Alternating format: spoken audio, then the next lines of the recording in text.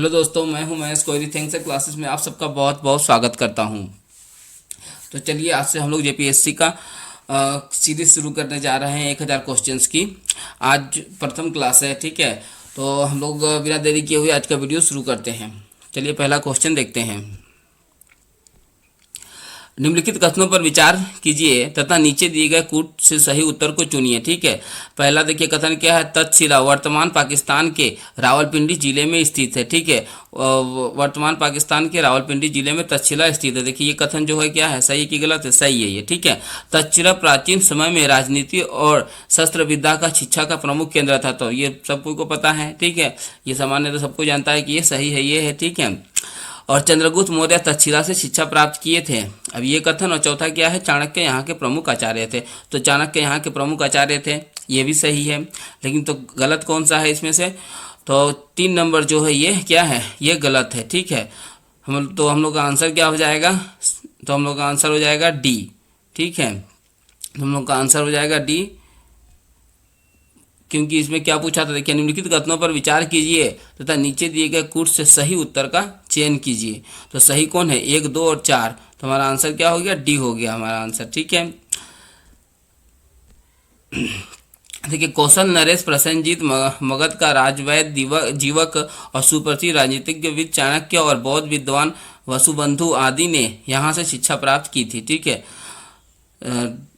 लेकिन चंद्रगुप्त मौर्य जो रहता है वो यहाँ से शिक्षा प्राप्त नहीं करता है, उसको चाणक्य अलग से शिक्षा उसको प्रदान करते हैं, ठीक है। तो हम लोग का आंसर इसलिए क्या हो जाएगा? डी हो जाएगा। अब दूसरा क्वेश्चन हम लोग देखते हैं, ठीक है। नालंदा विश्वविद्यालय की स्थापना किस गुप्त शासक ने की थी, ठीक है। तो हमारा आंसर क्या हो जाएगा? कुमारगुप्त प्रथम, ठीक है। हमारा आंसर क्या हो जाएगा? कुमारगुप्त प्रथम। प्राचीन भारत के शिक्षा केंद्रों में नालंदा विश्वविद्यालय का नाम सर्वाधिक उल्लेखनीय है। इसकी स्थापना किसने की थी? कुमारगुप्त प्रथम ने की थी, ठीक है।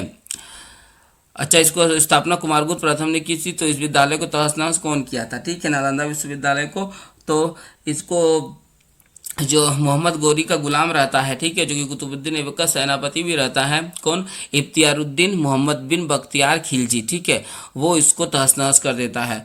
वो बंगाल में आता है और आकर क्या करता है कि इसको तहस नहस कर देता है। और क्या बोलते हैं, उस वक्त बंगाल में किसका शासन रहता है? तो लक्ष्मण सेन का शासन रहता है। लक्ष्मण सेन के दरबार में कवि रहते हैं, कौन? जयदेव। उन्होंने क्या चीज़ की रचना की है? तो गीत गोविंद की रचना की है। तो ये सब भी एग्जाम में आता है, छोटा छोटा पॉइंट है ये सब, तो इसीलिए इसको भी शेयर कर दिए। चलिए नेक्स्ट क्वेश्चन हम लोग देखते हैं। निम्नलिखित में से कौन सुमेलित नहीं है, ठीक है। इनमें से देखिए कौन सुमेलित नहीं है? पाल वंश का धर्मपाल, कुषाण वंश का। अच्छा, आंसर डायरेक्ट करते हैं, ठीक है। देखिए पाल वंश का जो धर्मपाल है ये संस्थापक नहीं रहता है, कौन? तो गोपाल रहता है। तो हम लोग का आंसर यही हो जाएगा, 1 नंबर वाला गोपाल। और कुषाण वंश का संस्थापक कौन है? तो कुजुल कडफिसेस प्रथम। पल्लव वंश का संस्थापक सिंह विष्णु और मौर्य वंश का चंद्रगुप्त प्रथम रहता है संस्थापक, ठीक है। नेक्स्ट क्वेश्चन की ओर चलते हैं हम लोग। देखिए नेक्स्ट क्वेश्चन, देखिए सूची 1 और सूची 2 को सम्मिलित कीजिए और सूचियों के नीचे दिए गए कूट का उपयोग करके सही उत्तर को चुनना है। लेखक और रचनाएं यहाँ पर दिया गया है, ठीक है। लेखक और रचनाएं, देखिए भारवी जो है, भारवी की रचना क्या है? हर्ष का रचना क्या है? कालिदास का रचना क्या है? और राजशेखर इसका रचना क्या है, ठीक है। तो भारवी का रचना कौन सा है? तो भारवी का रचना है ये वाला, ठीक है, कीरा तार्जु नियम, ठीक है, ये भारवी का रचना है, ठीक है। और देखिए और क्या चीज़ है, कालिदास का क्या है? मालविकाग्नि अग्निमित्रम, ठीक है, ये कालिदास की रचना है, ठीक है। और राजशेखर की रचना कौन सी है? तो राजशेखर की देखिए तो कर्पूरमंजरी है, ठीक है। तो बच गया कौन? हर्ष का। हर्ष का क्या हो जाएगा? तो नागानंद, ठीक है। तो ये 4 हो जाएगा आंसर। तो हम लोग का आंसर मिला लेंगे, देखिए कौन सा होगा। तो हम लोग का आंसर देखिए डी हो जाएगा, ठीक है। ए का 2, देखिए ए भारवी का 2, और फिर उसके बाद बी का 4, ठीक है। बी का देखिए 4 हर्ष का नागानंद, ठीक है। सी का 3 कालिदास का देखिए 3 का हो जाएगा मालविकाग्निना मित्रम, ठीक है। और राजशेखर का डी का 1, ठीक है। तो कर्पूर मंजरी, तो हम लोग का यही आंसर हो जाएगा। देखिए नेक्स्ट क्वेश्चन में हम लोग चलते हैं। नेक्स्ट क्वेश्चन देखिए क्या है, भारतीय अंकगणित के अंतर्गत अंक गणना का सर्वप्राचीन उल्लेख किस वेद में मिलता है? अंक गणना का सर्वप्राचीन जो उल्लेख किस वेद में मिलता है?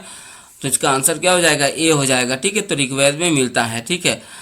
ऋग्वेद के पाठक को क्या कहा जाता है? तो ऋग्वेद के पाठक को हम लोग होत्री कहते हैं, ठीक है। होत्री या होता, ठीक है। और जो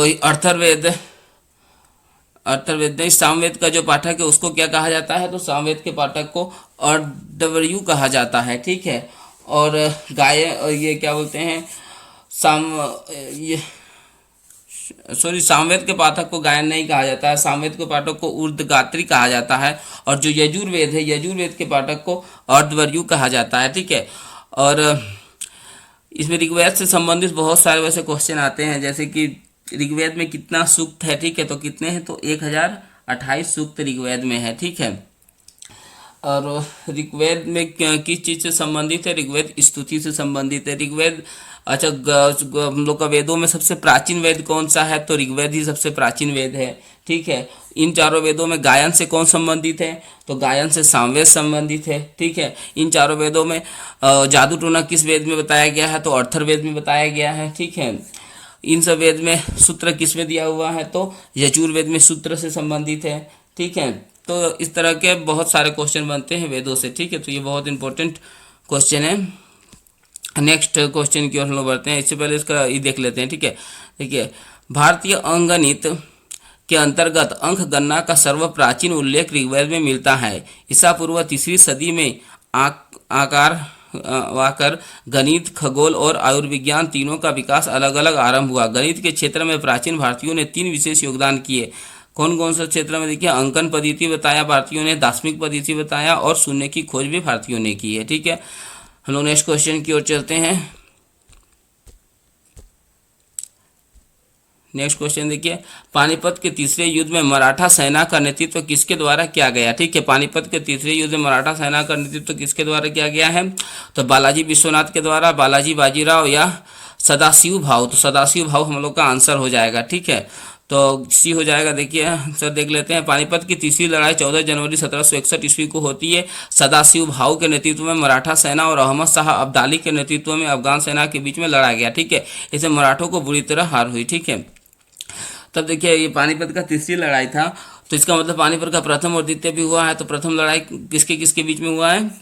तो और कब हुआ है? तो प्रथम लड़ाई 21 अप्रैल 1526 को होता है, ठीक है। बाबर और इब्राहिम लोदी के बीच में हुआ है पानीपत का प्रथम लड़ाई, ठीक है। और इस युद्ध में बाबर जो है कौन सी पद्धति का उपयोग करता है? तो इस युद्ध में बाबर क्या करता है? एक जो तुगलुमा पद्धति से युद्ध लड़ता है, ठीक है। और तुगलुमा पद्धति से युद्ध लड़ता है, और उसके पास उसी युद्ध में पानीपत का जो प्रथम लड़ाई होता है उसमें बाबर तोपों का प्रयोग करता है, ठीक है। तोपों का प्रयोग करता है, और तोपों को कौन विधि से सजाता है? तो वो उस्मानी पद्धति से सजाता है। मतलब कि दो गाड़ियों का बीच में एक ठो करके तोप ऐसे करके सजाने की विधि को हम लोग बोलते हैं उस्मानी पद्धति। इसी विधि से तोपों को सजाया है। और उसके बाद दो तोपची थे। इन तोपचियों का नाम भी कभी कभी एग्जाम में पूछता है। तो उन तोपचियों का नाम क्या है? तो अली और मुस्तफ़ा, ठीक है। ये सब याद रखना है, ठीक है। अली और मुस्तफ़ा दो तोपची थे बाबर के पास, ठीक है। अच्छा, पानीपत की प्रथम लड़ाई को किसने अपनी आंखों से देखा था? तो ये प्रत्यक्षदर्शी कौन है? इसे क्वेश्चन आता है, ठीक है। तो इसका प्रत्यक्षदर्शी कौन था? तो सिखों के गुरु नानक जो थे वो इस पानीपत का प्रथम लड़ाई का क्या थे? प्रत्यक्षदर्शी थे, ठीक है। तो ये सारा क्वेश्चन पानीपत का प्रथम लड़ाई से बढ़ता है। अब दूसरा लड़ाई देख लेते हैं। पानीपत का दूसरा लड़ाई किसके किसके बीच होता है? तो पानीपत का जो दूसरा लड़ाई होता है ये 1556 में होता है। वो अकबर का जो सेनापति रहता है, ठीक है। अकबर का सेनापति बैरम खां, ठीक है। बैरम खां और शेरशाह सूरी का सेनापति हेमू के बीच में होता है, ठीक है। और इसमें हारता कौन है और जीतता कौन है? तो इसमें हेमू हार जाता है और बैरम खां जीत जाता है, ठीक है।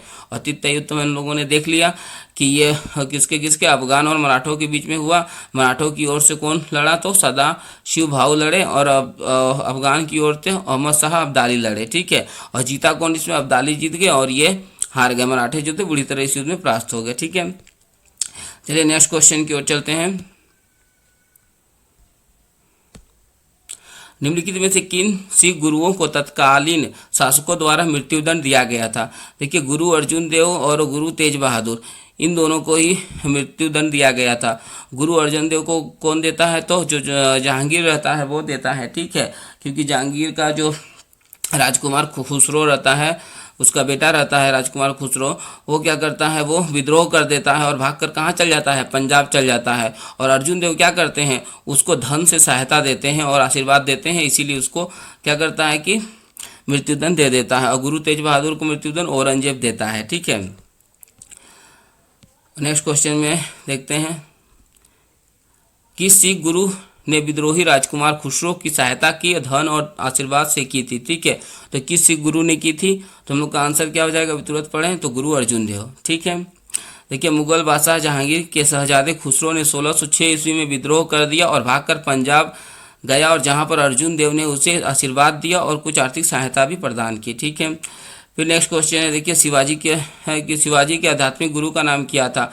गुरु रामदास, गुरु कौंडदेव, गुरु नामदेव या गुरु ज्ञानेश्वर? तो आंसर क्या हो जाएगा, तो गुरु रामदास। शिवाजी के कौन थे? शिवाजी के आध्यात्मिक गुरु थे। शिवाजी के माता का नाम क्या था? ये भी क्वेश्चन आ सकता है। ठीक है, तो इनकी माता पिता का नाम भी जानना है। क्या है? माता का नाम है जीजाबाई। ठीक है, और इनके पिता का नाम क्या है? तो शाहजी भोसले जो थे इनके पिताजी, जो कि एक सामंत थे। ठीक है, और इनके बड़े भाई कौन थे? तो संभाजी जो थे वो इसके बड़े भाई थे। ठीक है, संभाजी। तो चलिए नेक्स्ट क्वेश्चन की ओर हम लोग चलते हैं। नेक्स्ट क्वेश्चन देखिए, सिकंदर लोदी के संदर्भ में निम्नलिखित में से कौन सा कथन सत्य है? ठीक है, सिकंदर लोदी के संदर्भ में, इसने बहलोल लोदी द्वारा अपनाए गए अफगानी राजत्व सिद्धांत को त्याग कर स्वयं को सुल्तान घोषित कर दिया था। तो ये देखिए कथन सही है। ठीक है, क्योंकि बहलोल लोदी द्वारा अपनाए गए अफगानी राजत्व सिद्धांत को क्या कर दिया था? त्याग कर सुल्तान अपने आप को घोषित कर दिया था। दूसरा क्वेश्चन देख लीजिए, इसने निरंकुश राजतंत्र की अवधारणा को पुनः विकसित किया तथा अफगानों की स्वतंत्र और विरोधी प्रवृत्तियों पर अंकुश लगाकर उन्हें नियंत्रित किया। ठीक है, तो ये भी कथन क्या है? सही है कथन है। ठीक है, ये भी कथन सही है। तो हम लोग का आंसर क्या हो जाएगा, देखिए, तो सी आंसर हो जाएगा, 1 2 दोनों। अब फिर देखते हैं 11 नंबर क्वेश्चन। ठीक है, किस चार्टर्ड एक्ट के तहत कंपनी ने व्यापारिक एकाधिकार को पूर्णतः समाप्त कर दिया? ठीक है, जो कंपनी का व्यापारिक एकाधिकार था उसको पूर्णतः समाप्त कब कर दिया गया? देखिए, पूर्णतः का बात क्या गया है यहाँ। ठीक है, तो पूर्णतः कब? 1793 में, 1813, 1813, 1833। तो क्या आंसर हो जाएगा? 1833 हम लोग का आंसर हो जाएगा। क्यों? क्योंकि 1833 में व्यापारिक एकाधिकार को पूर्णतः समाप्त कर दिया जाता है, जबकि 1813 में जब ये बनता है एक्ट, तब इस एक्ट में भी क्या किया जाता है कि जो कंपनी का एकाधिकार है उसको समाप्त किया जाता है, किंतु चीन के साथ व्यापार में और अफीम और चीनी के व्यापार में इसका एकाधिकार रख देता है 1813 का चार्टर्ड एक्ट। ठीक है, कंपनी का एकाधिकार रख देता है किसमें? चीन के साथ व्यापार में और अफीम और चीनी के व्यापार में। ठीक है, किंतु जब 1833 का चार्टर्ड एक्ट बनता है तो अफीम और चीनी का जो व्यापार रहता है चीन के साथ, उसको भी खत्म कर दिया जाता है और इसका एकाधिकार को पूरी तरह समाप्त कर दिया जाता है। ठीक है, तो आंसर क्या हो जाएगा? तो डी हो जाएगा, चार्टर्ड एक्ट 1833। ठीक है, देखिए 1833 का एक चार्टर्ड एक्ट 1833 के द्वारा कंपनी का अधिकार जो था 20 वर्षों के लिए बढ़ा दिया गया और कंपनी के जो व्यापारिक एकाधिकार को पूर्णतः समाप्त कर दिया गया। नेक्स्ट क्वेश्चन की ओर चलते हैं हम लोग।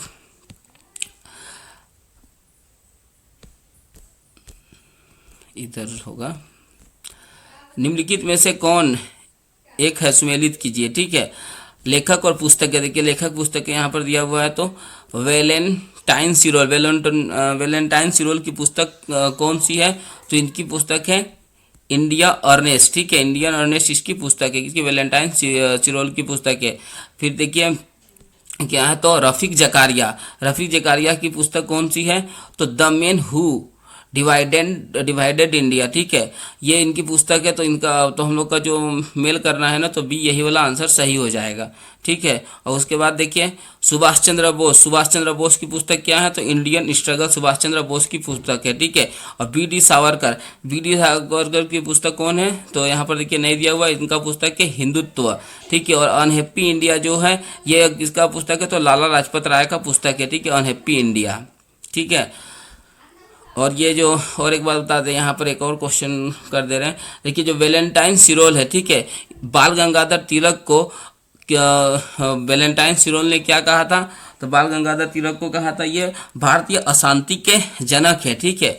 तो ये भी क्वेश्चन आता है कि भारतीय अशांति के जनक बाल गंगाधर तिलक को किसने कहा, तो क्या आंसर हो जाएगा, वैलेंटाइन सिरोल। और इसी कारण वो मानहानि का दावा करते हैं और इंग्लैंड में जाके क्या करते हैं, केस कर देते हैं बाल गंगाधर तिलक के वैलेंटाइन सिरोल पर। तो ये भी एक क्वेश्चन था, तो इसीलिए ये भी हो गया। इसी के साथ साथ चलिए नेक्स्ट क्वेश्चन में हम लोग चलते हैं।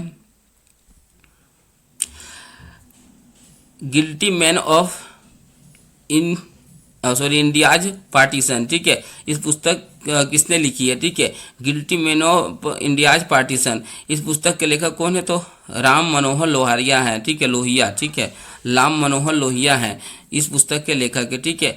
ये क्या रहते हैं, तो ये एक समाजसेवी भी रहते हैं और ये क्या बोलते हैं, स्वतंत्रता सेनानी भी रहते हैं, ठीक है। भारत में मजदूर आंदोलन का जन्म देने का श्रेय किसको दिया जाता है, ठीक है। तो भारत में देखिए मजदूर आंदोलन को जन्म देने का श्रेय किसको दिया जाता है, असामान्य आर्थिक दशा को, रूस में हुई क्रांति को, भारतीय राष्ट्रीय कांग्रेस द्वारा किए गए प्रयास को, प्रथम विश्व युद्ध के बाद उत्पन्न हुई जागृति। तो आंसर क्या हो जाएगा, रूस में हुई क्रांति को दिया जाता है। क्यों दिया जाता है देख लेते हैं अभी हम लोग। देखिए 1917 में हुई रूस की क्रांति के बाद वहां साम्यवादी सरकार की स्थापना हुई थी, ठीक है। उसी के बाद भारत में कम्युनिस्ट आंदोलन बहुत तेजी से उभरे और इस प्रकार भारत में मजदूर आंदोलन को जन्म देने का श्रेय रूस की क्रांति को माना जाता है, ठीक है। इस तरह से जो रूस की क्रांति थी वही क्या चीज़ का कारण बना, तो भारत में मजदूर आंदोलन का जन्म देने का कारण बना, ठीक है। हम लोग नेक्स्ट क्वेश्चन की ओर जाते हैं, ठीक है। देखिए नेक्स्ट क्वेश्चन क्या है, गोपाल कृष्ण गोखले के राजनीतिक गुरु कौन थे, तो गोपाल कृष्ण गोखले के राजनीतिक गुरु कौन थे, महात्मा गांधी, तो महात्मा गांधी नहीं होगा, ठीक है। क्या हो जाएगा, एमजी रानाडे, ठीक है। गोपाल कृष्ण गोखले के जो राजनीतिक गुरु थे एमजी रानाडे थे। और जो गोपाल कृष्ण गोखले किसके गुरु थे, तो ये महात्मा गांधी के गुरु थे, ठीक है। महात्मा गांधी के गुरु कौन थे, तो गोपाल कृष्ण गोखले थे और गोपाल कृष्ण गोखले के गुरु एमजी रानाडे थे, ठीक है। नेक्स्ट क्वेश्चन की ओर चलते हैं। देखिए पृथ्वी दिवस कब मनाया जाता है, तो पृथ्वी दिवस 22 अप्रैल को मनाया जाता है, ठीक है। इसको डेट याद रखना है, पृथ्वी दिवस 22 अप्रैल को मनाया जाता है, ठीक है। और दुनिया भर में पर्यावरण संरक्षण के समर्थन प्रदर्शित करने के लिए यह दिवस को आयोजित किया जाता है, ठीक है। नेक्स्ट क्वेश्चन देखते हैं हम लोग, चंद्रग्रहण कब होता है, ठीक है। चंद्रग्रहण कब लगता है, तो चंद्रग्रहण पूर्णिमा के दिन लगता है ये ग्रहण, ठीक है। और हम लोग का आंसर देखिए क्या दिया हुआ है, जब चंद्रमा पृथ्वी और सूर्य के बीच आ जाता है तब लगता है, जब पृथ्वी सूर्य और चंद्रमा के बीच आ जाता है। तो हम लोग को यही आंसर हो जाएगा कि पृथ्वी जब सूर्य और चंद्रमा के बीच आ जाता है तब चंद्रग्रहण लगता है, ठीक है। आइए इसको भी पढ़ लेते हैं। जब सूर्य और चंद्रमा के बीच पृथ्वी आ जाता है तो सूर्य का प्रकाश चंद्रमा पर नहीं पड़ता है, क्योंकि ग्रहों और उपग्रहों का अपना कोई प्रकाश नहीं होता है, ये सूर्य के प्रकाश से प्रकाशित होते हैं। अतः चंद्रमा पर सूर्य का प्रकाश न पड़ने के कारण चंद्रग्रहण होता है। चंद्रग्रहण सदैव पूर्णिमा के दिन होता है, ठीक है। तो ये क्वेश्चन भी हो गया। हम लोग नेक्स्ट क्वेश्चन में जाते हैं, 18 नंबर। देखिए भारत के संबंध में निम्नलिखित में से कौन सुमेलित नहीं है, ठीक है। तो भारत के संबंध में कौन सम्मिलित नहीं है, देखिए पहला क्या है, दक्षिणतम बिंदु रामेश्वर, देखिए पहला ही वाला सम्मिलित नहीं है, ठीक है। क्योंकि भारत का दक्षिणतम बिंदु कौन सा है, तो भारत का दक्षिणतम बिंदु इंदिरा पॉइंट है जो कि ग्रेट निकोबार द्वीप में स्थित है, ठीक है। तो यही वाला पॉइंट सही नहीं है, बाकी सब देखिए सही है। उत्तरी बिंदु जो है इंदिरा कोल, ठीक है। उत्तरी बिंदु क्या है, इंदिरा कोल, जो कि जम्मू कश्मीर में स्थित है। पूर्वी बिंदु क्या पड़ता है, तो किबितू, किबितू कहाँ है, तो किबितू अरुणाचल प्रदेश में है, ठीक है। पश्चिमी बिंदु कौन है, तो गोहार माता, ठीक है, गोहार माता जो कि गुजरात में है, ठीक है। तो ये तो हम लोग का आंसर क्या हो जाएगा, ए। भारत का दक्षिणतम बिंदु रामेश्वर नहीं है, बल्कि यह इंदिरा पॉइंट है। इंदिरा पॉइंट भारत के अंडमान निकोबार द्वीप समूह राज्य के निकोबार जिले और ग्रेट निकोबार तहसील के अंतर्गत पड़ता है, ठीक है। चलिए नेक्स्ट क्वेश्चन की ओर चलते हैं हम लोग। फिर नेक्स्ट क्वेश्चन में देख लीजिए, सूची 1 और सूची 2 को सम्मिलित कीजिए। सही उत्तर नीचे दिए गए कूट का से चयन करना है, ठीक है। 1 और 2 को देखिए, गोविंद सागर, ठीक है। ये सब देखिए एक तरफ झील का नाम दिया हुआ है और कौन कौन नदी में स्थित है, ठीक है। हम लोग डायरेक्ट आंसर करते हैं। चलिए, गोविंद सागर जो झील है, ठीक है, ये जो सतलज नदी पे स्थित है, ठीक है। तो हम लोग का आंसर क्या हो जाएगा, गोविंद सागर झील सतलज नदी। कोलेरू झील जो है ये गोदावरी नदी पर स्थित है। कोलेरू झील गोदावरी नदी पर स्थित है। और उकाई जो जलाशय है ये कहाँ है, तो ताप्ती नदी पर स्थित है। और जो वुलर झील है ये कहाँ हो जाएगा, तो झेलम नदी पर। तो हमारा आंसर देखिए ABCD 4 3 2 1 इधर से ऐसे हो जाएगा। तो आंसर देख लेते हैं 4 3 2 1 किस में है, देखिए बी नंबर। तो हमारा आंसर देखिए बी नंबर सही हो जाएगा, ठीक है। देख लीजिए, पढ़ लेते हैं एक बार इसको यहाँ भी। गोविंद सागर झील जो है सतलज नदी पर स्थित है, जबकि कोलेरू झील गोदावरी नदी पर, उकाई जलाशय ताप्ती नदी पर और वुलर झील जो है झेलम नदी पर स्थित है, ठीक है। आज का हम लोग आखिरी क्वेश्चन करने जा रहे हैं 20 नंबर, ठीक है। 20 क्वेश्चन एक दिन में करेंगे और फिर नेक्स्ट रोज प्रति वीडियो में 20 करके हम लोग को टोटल 1000 क्वेश्चन कंप्लीट करना है, ठीक है। तो आज 20 करेंगे, ये तो वीडियो बहुत बड़ा हो जाएगा। देखिए, निम्नलिखित जल विद्युत परियोजना में कौन सी परियोजना भारत में भूटान के सहयोग से बनाई गई है, ठीक है। देख लेते हैं, दुलहस्ती बांध ये परियोजना कहाँ है, तो जम्मू कश्मीर की परियोजना है। लोकटक बांध भारत के मणिपुर की परियोजना है, ये मणिपुर में है। और ये चुक्का बांध, तो यही आंसर हो जाएगा। ये भूटान के सहयोग से कौन परियोजना बनाई गई है, तो चुक्का बांध परियोजना, ठीक है। देख लेते हैं इसको हम लोग। देखिए, चुक्का बांध परियोजना भूटान में वांगचू अथवा रायडक नदी की धारा के ऊपरी भाग पर स्थित है। वर्ष 1974 में इसका निर्माण कार्य भारत सरकार के पूर्ण वित्तपोषित इकाई के रूप में आरंभ किया गया था, ठीक है। तो देख लिए, तो हम लोग आज इतना ही रहने देते हैं। नेक्स्ट रोज हम लोग इससे आगे जाएंगे और बाकी सब भी क्वेश्चन कंप्लीट करेंगे। हम लोग को इसी महीना में 1000 क्वेश्चन पेपर 1 का कंप्लीट करना है, ठीक है। और फिर पेपर 2 भी ले आएंगे। पेपर 2 का झारखंड से संबंधित जो क्वेश्चन आता है उसमें भी 1000 क्वेश्चन कंप्लीट करेंगे। तो इस तरह के क्वेश्चन करते रहने के लिए और इस तरह का वीडियो पाने के लिए मेरे साथ बने रहिए और इस चैनल को सब्सक्राइब कर दीजिए यदि आप लोगों ने अभी तक सब्सक्राइब नहीं किया है। और इस वीडियो को लाइक कीजिए और नेक्स्ट वीडियो का इंतज़ार कीजिए। धन्यवाद।